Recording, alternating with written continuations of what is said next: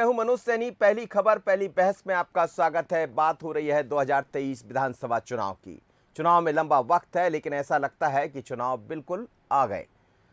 जाहिर है कि भारतीय जनता पार्टी और कांग्रेस की जो तैयारियां दिखाई दे रही, उसको लेकर यही समझा जा सकता।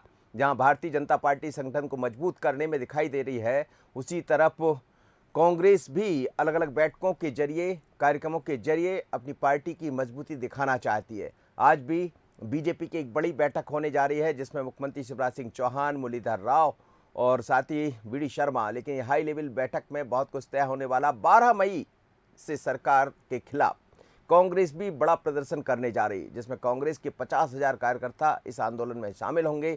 कमलनाथ समेत कांग्रेस के कई बड़े नेता इसके खिलाफ दिखाई देंगे और सरकार से बताएंगे कि महंगाई का मुद्दा हो या अन्य मुद्दों को लेकर जनता कितना परेशान है। तो समझ आता है। ग्वालियर में भी हमने देखा, दिग्विजय सिंह जी पहुंचे थे, उसके बाद फिर ज्योतिरादित्य सिंधिया भी वहां नजर आए हैं। तो बीजेपी कांग्रेस दोनों सह और मात के खेल की तरफ आगे बढ़ती हुई दिखाई दे रही है। बात 2023 की कर रहे हैं। वक्त लंबा है, लेकिन तैयारियां बड़ी तेजी से दिखाई दे रही। पर क्या है कांग्रेस की तैयारियां, जरा सुन लेते हैं। 12 तारीख को क्या करने वाली है कांग्रेस, और उसके बाद भारतीय जनता पार्टी क्या कह रही है कांग्रेस की तैयारियों को लेकर, ये भी सुनिए। 12 मई को कांग्रेस एक बड़ा जंगी प्रदर्शन करने वाली है। युवा कांग्रेस की महत्वपूर्ण भूमिका उसमें रहेगी और हमारे साथ मध्य प्रदेश कांग्रेस के युवा अध्यक्ष डॉक्टर विक्रांत भूरिया जी हैं। सर, 12 मई को एक जंगी प्रदर्शन, एक बहुत बड़ा जंगी प्रदर्शन 12 तारीख को भोपाल में होने वाला है। इसमें मध्य प्रदेश के 50,000 युवा यहाँ पर इकट्ठा होंगे। जो बेरोज़गारी मध्य प्रदेश में जिस तरह से व्याप्त हो गई है, 80 लाख से ज़्यादा युवा आज मध्य प्रदेश में बेरोज़गार है, और ये सरकार रोज़गार देना तो दूर, व्यापम में उन लोगों का भविष्य खराब करती चली जा रही है। कौन कौन नेता, बड़े नेता शामिल होने वाले हैं इस आपके इस तरीके के जंगी प्रदर्शन? इसमें कमलनाथ जी हो रहे हैं, दिग्विजय सिंह जी से भी बात हो गई है, अगर वो भोपाल में रहेंगे तो वो भी यहाँ पर उपस्थित होंगे, और बाकी जितने भी वरिष्ठ नेता हैं वो सब लोग उपस्थित रहेंगे। और राष्ट्रीय नेतृत्व में हमारे वी.वी. श्रीनिवास जी, राष्ट्रीय अध्यक्ष हैं यूथ कांग्रेस के, वो भी यहाँ पर उस कार्यक्रम में कंधे से कंधा मिलाकर आवाज़ युवाओं की बुलंद करेंगे। Thank you. तो ये थे विक्रांत भूरिया जी, जिन्होंने बताया कि 12 मई को जो जंगी प्रदर्शन होने वाला है उसमें 50,000 युवा शामिल होंगे प्रदेश भर में, और साथ में कांग्रेस के नेतृत्व की बात करें तो केंद्रीय नेतृत्व से भी बड़े नेता इसमें शामिल होने आएंगे, और साथ में मध्य प्रदेश के पूर्व मुख्यमंत्री और कांग्रेस के अध्यक्ष कमलनाथ जी भी उनके साथ प्रदर्शन में शामिल होंगे। कैमरा पर्सन भरत के साथ आकर्ष शर्मा, बंसल न्यूज, भोपाल। कार्यकर्ताओं की कांग्रेस की क्या स्थिति है? हताश हो चुका है, निराश हो चुका है, घर बैठ चुका है। कांग्रेस समूह में बटी है। एक समूह का नेतृत्व दिग्विजय सिंह जी करते हैं, एक समूह का नेतृत्व कमलनाथ जी करते हैं, एक समूह का नेतृत्व अरुण यादव जी करते हैं, पचौरी जी करते हैं और राहुल भैया करते हैं। कि ये समूह में बट गई है पूरी कांग्रेस को। केंद्रीय मंत्री परम सम्मानित ज्योतिरादित्य सिंधिया जी के सपना। चलिए, तो दिखाई दे रहा है आपको कि किस तरह भारतीय जनता पार्टी कांग्रेस दोनों अपनी अपनी तैयारियों में लगी है। बीजेपी की थोड़ी देर बाद एक बैठक होगी। बैठक में फिर रणनीति भी बनेगी। जिले के तमाम सारे पदाधिकारी उसमें मौजूद रहेंगे। हर जिले के वरिष्ठ नेताओं से बात करने वाले हैं शिवराज सिंह चौहान, मुरलीधर राव, वी.डी. शर्मा जी। और समझा जा सकता है, कल भी हमने लाडली लक्ष्मी योजना को लेकर देखा कि पूरी भारतीय जनता पार्टी अलग अलग स्थानों पर पहुंची थी, और जो सरकार का सबसे बड़ा कदम दिखाई दिया है, लगातार मुख्यमंत्री इस तरफ काम करते रहे, उसको लेकर आगे बढ़ाया। लेकिन कांग्रेस भी पीछे नहीं है, जैसी चीजें दिखाई दे रही। 50,000 लोगों के आने का दावा किया है। समझते हैं। मेरे साथ 3 मेहमान जुड़ रहे हैं। फिरोज सिद्दीकी जी है, कांग्रेस के प्रवक्ता। फिरोज जी, आपका बहुत स्वागत है। और वरिष्ठ पत्रकार के रूप में देवदत्त दुबे जी है, आपका भी बहुत स्वागत है। और उमेश शर्मा जी जुड़ रहे हैं, भारतीय जनता पार्टी के प्रवक्ता। उमेश जी, आपका भी स्वागत है। फिरोज जी, 50,000 लोगों के आने का दावा है। देखिए, कांग्रेस जो है, भारतीय जनता पार्टी चुनावी मोड में हो सकती है, कांग्रेस तो जनता की आवाज़ बुलंद कर रही है। आज जो महंगाई की स्थिति है, जो व्यापम में व्यापम 1 का एक घोटाला हुआ जिसकी जांच चल रही है, और जांच में भी ऐसा है कि जो पैसे देने वाले लोग थे वो तो जेल में हो, जो पैसे लेने वाले थे वो बाहर घूम रहे हैं। तो उससे भी समझा जा सकता है कि क्या स्थिति है व्यापम के मामले में। और उसके बाद भी सरकार के हौसले इतने बुलंद हैं कि व्यापम 2 भी हो गया। तो और बेरोज़गारी के हालात जो हैं कि एक आदमी एक वैकेंसी निकाली है, हज़ारों लोग आ रहे हैं। तो जो स्थितियां 70-80 लाख लोग बेरोजगार हैं, 35 लाख तो रजिस्टर्ड बेरोजगार हैं, और सरकार इस मामले में कोई कदम नहीं उठा रही। सिलेंडर 50 रुपये बढ़ गया, पेट्रोल डीजल और खाने के तेल के दाम आसमान छू रहे हैं। उन बातों को लेकर हमारा यूथ कांग्रेस राष्ट्रीय स्तर से लेके प्रदेश स्तर पर सभी जगह पे हम लोग इस आवाज़ बुलंद कर रहे हैं कि सरकार के खिलाफ, जनता की जो आवाज़ है उसके खिलाफ आवाज़ बुलंद कर रहा है। ये विरोध प्रदर्शन है। जहाँ तक चुनाव का सवाल है तो चुनाव में तो अभी 1-1.5 साल है, और जो संगठन है, संगठन अपनी तैयारी करता रहता है, अपने लगातार काम करता रहता है। सभी नेता हमारे मैदान में हैं और जनता की आवाज़ उठा रहे हैं। भारतीय जनता पार्टी जो बैठक कर रही है, तो सवाल ये है कि पहले तो लेकिन बीते 1-8 महीने 15 दिन में ऐसा दिखाई दे रहा है कुछ ज़्यादा आप लोग एक्टिव है। हालांकि एक्टिव तो हमेशा बने रहे। पहले आपने घर घर चलो अभियान भी चलाया, अब वो अभियान कैसा चला वो भी आपको पता, बहुत सफल रहा वो। और दूसरी तरफ हम देखें तो बाकी चीज़ें, लेकिन जो एक्टिव मोड पर आप नज़र आ रहे हैं, तो ये कैसे कह सकते हैं कि 2023 की तैयारी नहीं? क्योंकि बाद में नेता यही कह देते हैं कि 23 में तो वापसी हो रही है हमारी। देखिए, ऐसा है कि 2023 जब तक हम जनता की, हमको जो काम दिया है विपक्ष को, विपक्ष का काम क्या है? जनता की आवाज़ को बुलंद करना, लोगों तक सरकार की नाकामियों को पहुंचाना। वो काम कांग्रेस कमलनाथ जी के नेतृत्व में बखूबी कर रही है और करती रहेगी। और 23 का है कि हम जब तक जनता के बीच जाएंगे नहीं, हमारे संगठन को आगे बढ़ाएंगे नहीं, संगठन को मजबूत नहीं करेंगे, तो जब 23 आएगा तो 23 में वो होगा कि हमको है ना 16 घंटे पढ़ाई करना पड़ेगी। और अभी हम जो पढ़ते चले जा रहे हैं, तो हमको जब हमारा इम्तिहान आएगा, यानी जब चुनाव आएंगे, जब भी हम ये आराम से पास होते हुए निकल जाएंगे। लेकिन भारतीय जनता पार्टी का क्या स्थिति है कि सरकार की बैठकें हो रही हैं, जनता सरकार को देखना चाहती है, बैठक संगठन कर रहा है। भारतीय जनता पार्टी अभी तक सवालों के जवाब नहीं ढूंढ पाई। लाडली लक्ष्मी 2 इसलिए लॉन्च की गई कि लाडली लक्ष्मी 1 फ्लॉप हो गई। बताएं उमेश शर्मा जी, कितने लोगों को मिली लाडली लक्ष्मी? तो 2007 से ये योजना चल रही है, लेकिन फायदा किसी को नहीं है। कुछ 100 लड़कियों को मिला है। बैठक, भोजन और विश्राम, भारतीय जनता पार्टी के 3 काम, ये काम संगठन ही करता है उमेश जी। लेकिन कांग्रेस भी एक्टिव है। बहुत अच्छा है जी। और मनोज जी, मैं तो आज इस ब्रह्म मुहूर्त में सुबह सुबह फिरोज भाई को शुभकामनाएं देता हूँ। जिस खूबसूरती से वो विपक्ष का काम कर रहे हैं, हम परमपिता परमेश्वर से प्रार्थना करते हैं कि अगले 20-25 साल तक वो विपक्ष का काम इसी खूबसूरती के साथ करते चले जाएं। घर घर चलो अभियान चलाया था इन्होंने।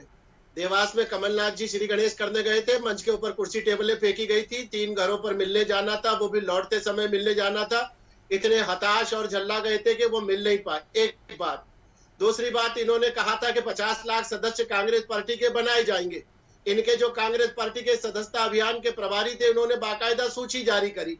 उन्होंने कहा कि एक पुस्तिका में 25 सदस्यों की पंजी थी, लगभग 65,000 जारी करी गई थी। 65-60 लाख के आसपास बनना थे, 10 लाख तक भी नहीं बन पाए थे। फिर अभी एक आंकड़ा परसों नरसों पेश करा गया, जिसमें कहा गया कि 26 लाख हमने बना लिए। चलिए, इस अधूरी जानकारी के लिए मैं धन्यवाद।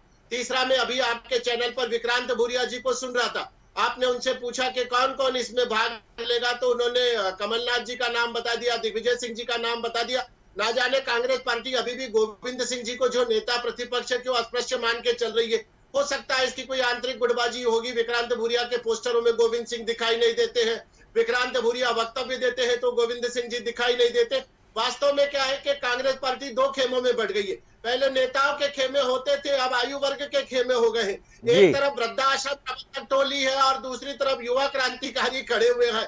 तो ये जो वृद्धाश्रम प्रबंधन टोली है, 74 साल के कमलनाथ जी, 72 साल के गोविंद सिंह जी और लगभग 70 के आसपास की पारी खेल रहे दिग्विजय सिंह जी। तो ये जो 72 साल के मोदी जी, 72 साल के मोदी जी आप जब बोल रहे हैं, बोला क्या फिरोज भाई, खूब बोलिएगा ना।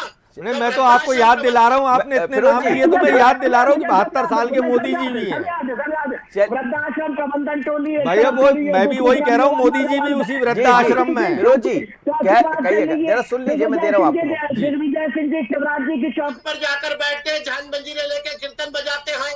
महामंडलेश्वर कमलनाथ आते हैं, वो उनको कहते हैं कि विप्रवट्टू का भी तुमको बैठने की आज्ञा प्रदान नहीं करी गई थी, कैसे बैठ गए? 2 कौड़ी की इज्जत उनकी कर दी। दिग्विजय सिंह जी ने भी वो भी बल खा थे, उन्होंने पलट।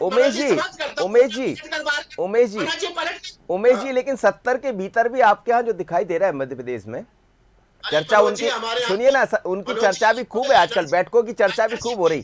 देखिए, अरे मैं तो कह रहा हूँ मनोज जी, सारे चेहरे हटा दीजिए, आप तो केवल 2 शीर्ष के चेहरे पकड़ लीजिए, सत्ता संगठन के मुखिया वीडी शर्मा जी और सत्ता के मुखिया शिवराज जी। आप बताइए कि शिवराज जी और वीडी शर्मा जब खड़े होते हो तो 1 और 1 11 हो जाते हैं, और साथ जब साथ ये कभी 1 और नहीं 1 रहते 11 होते लेकिन। हैं तो पार्टी पूरी जीरो पे मिंडी हो जाती है। जी। शून्य बटा सन्नाटा के आंकड़े में अटकी लटकी भटकी जीर्ण शीर्ण पैबंदमयी खंड खंड होती कांग्रेस पार्टी दिखाई देती है। अरे कहाँ वीडी शर्मा और शिवराज जी का नेतृत्व और कहाँ थकी थकाई सर आजकल चर्चा आपके यहाँ की भी बहुत हो रही सर, उमेश सर, चर्चाएं आपके यहाँ की भी बहुत सारी है। अब आप समझ रहे हो, आप भले ना कहें।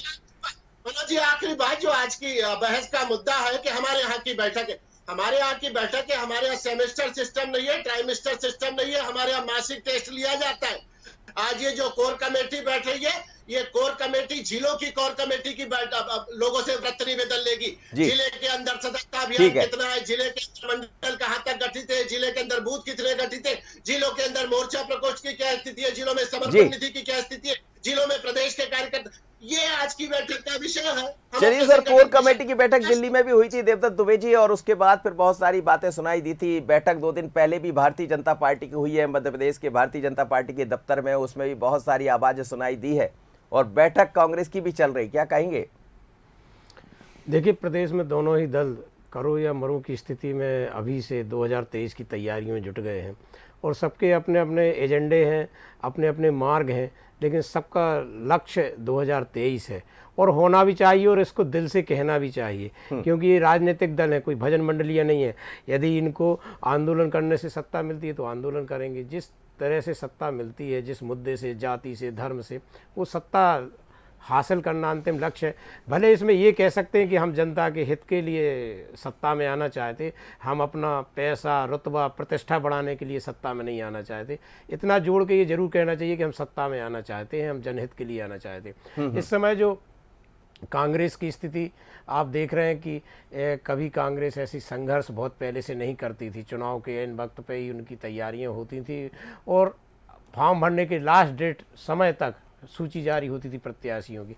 लेकिन जिस तरह से कांग्रेस 2023 के लिए कमर कसे है, आप समझे कि 45 का टेम्परेचर ऊपर रहेगा 12 तारीख को, और उसमें वो संघर्ष का ऐलान कर रहे हैं कि हम 50,000 लोग प्रदर्शन करेंगे। तो ये कांग्रेस का दिखा रहा है कि उसने कमर कस ली है 2023 के लिए। और सत्तारूढ़ दल जो भाजपा है, जो शून्य से शिखर तक पहुंची प्रदेश में, देश के अन्य राज्यों में, सरकार में, अधिकांश में, तो वो ये समझ रही है कांग्रेस की कि जब वो 2018 के पहले इतनी सक्रिय नहीं थी, तब भी उसने हमें सत्ता से बाहर कर दिया था, और यदि इस बार इतनी सक्रिय है, इतनी एकजुटता है कि अलग अलग लोगों को क्षेत्रवाई जिम्मेदारी सौंपी गई है, तो भाजपा भी अब कोई रिस्क नहीं ले रही, कोई कसर नहीं छोड़ रही है। दिल्ली में कोर कमेटी की बैठक कर रही, यहाँ बैठक कर रही, और उनके जो प्रदेश प्रभारी है मुरलीधर राव, वो 2 टूक बात करते हैं, बिल्कुल उनको हकीकत बता देते हैं नेताओं को बैठक के अंदर कि क्या है। कल जिस तरीके से उन्होंने बैठक में बातें कही हैं, वो ये समझ में आ रहा है कि उनकी कितनी पकड़ है और वो कितना अंदर तक घुस गए हैं। मुझे लगता है कि दोनों ही दल जो अपना अधिकतम पराक्रम, पराकाष्ठा पर है, और 2023 का चुनाव, मनोज जी आपने भी कई बार इसका जिक्र किया, मैं भी ये समझ रहा हूँ कि 2023 का चुनाव प्रदेश में अभूतपूर्व होगा, जिसमें बिल्कुल एक एक वोट पर पकड़ रहेगी, और एक एक मतदान केंद्र की मजबूती के लिए काम हो रहा है। लेकिन दोनों ही दलों के लिए आसान नहीं है कि जब दोनों दल जोर लगा रहे हैं, तो जो मुद्दे हैं, जो कार्यकर्ताओं की टीम है, उन सबको व्यवस्थित करना भी बहुत जरूरी हो गया है। बिल्कुल, आप लग रहा है, और व्यवस्था बनाने में दोनों ही दल लगे। फिरोज सिद्दीकी जी, सवाल यही था मेरा आपसे कि 50,000 लोगों का टारगेट है, आपने ये तो बता दिया कि मुद्दे ये होंगे जिसके कारण हम लोग आने वाले हैं, लेकिन 50,000 यूथ जिसका आप टारगेट तय कर कर चल रहे हैं, 50,000 लोग आ जाएंगे? बिल्कुल आएंगे, क्यों नहीं आएंगे। आज जिस तरीके से जो युवा है वो परेशान है, वो कांग्रेस की तरफ एक आशा भरी निगाह से देख रहा है कि एक आशा भरी निगाह है, यूथ को लगता है कि एक पार्टी है जो हमारी आवाज़ उठाती है। और इतने सारी जो राहुल गांधी जी हमेशा से युवा, किसान और मजदूरों की लड़ाई लड़ते आए हैं, तो उनके नेतृत्व में लोग जो है, युवा वर्ग जो है वो कांग्रेस के साथ आया है, और कांग्रेस को हम कांग्रेस में उसका एक विश्वास जागा है। रही बात, तो उमेश जी कह रहे हैं कि युवा को भी देख रहा होगा कांग्रेस। भाई युवा भारतीय जनता पार्टी है, ये तो आज वीडी शर्मा को ले आए इसलिए ये गुनगान गाने लगे। इससे पहले वाले अध्यक्ष कितने साल के थे, और उससे वाले नंदू भैया कितने साल के थे। तो ये जो अध्यक्षों की बात है, फिर ये 72 साल के कमलनाथ जी को तो बोलते हैं, मोदी जी को क्यों भूल जाते हैं? एक प्रदेश चलाने के लिए 72 साल का आदमी ठीक है, ठीक नहीं हो, देश चलाने के लिए 72 साल का आदमी ठीक है। अरे भाई खुल के बोलो कि मोदी जी वृद्ध हो गए हैं, तो हम भी बात मान लेंगे। इनकी जवा है।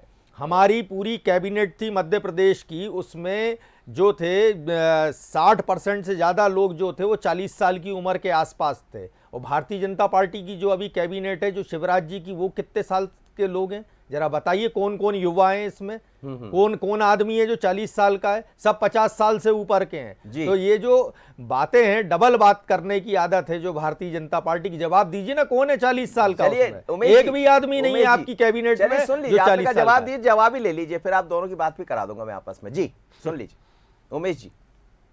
मुझे लग रहा है कि हौसले, ऊर्जा और स्फूर्ति के अंदर तो प्रधानमंत्री नरेंद्र मोदी जी बेजोड़ आदमी हैं। क्या तेजस्विता के साथ काम करते हैं, पूरी दुनिया को उन्होंने सम्मोहित कर रखा है। वे डेनमार्क में जाते हैं तो आसपास के जितने राष्ट्र के प्रधानमंत्री होते हैं, वे स्वतः इच्छा प्रकट करते हैं कि हमको प्रधानमंत्री नरेंद्र मोदी जी से भेंट करना है। और नरेंद्र मोदी जी उनका आह्वान करते तो सारे प्रधानमंत्री दौड़ते हुए उनसे वहां पर मिलने के लिए आ जाते। जिस दुनिया के जिस देश में जाते उनके लिए रेड कारपेट बिछा दिया जाता है। एक ऐसा तेजस्वी नौजवान जो 18 घंटे कमलनाथ जी को भी बेस्ट सांसद का अवार्ड मिला है। 4 कांधों के सहारे लगते हैं। अरे कमलनाथ जी को भी बेस्ट सांसद का अवार्ड मिला है, और पूरे वर्ल्ड में एशियन ट्रेड बिजनेस में उनको अवार्ड दिया गया है। हाँ बोलिए बोलिए बोलिए बोलिए बोलिए बोलिए उमेश जी, उमेश जी बोलिए। नहीं आप बोलिए, सही तो बोलिए, सत्य बोलेंगे, मैं चुप रहूंगा। रामनिवास रावत कौन है, बालारक्षण कौन है, जीतू पटवारी कौन है, ये 4 कार्यकारी अध्यक्ष क्यों लगे?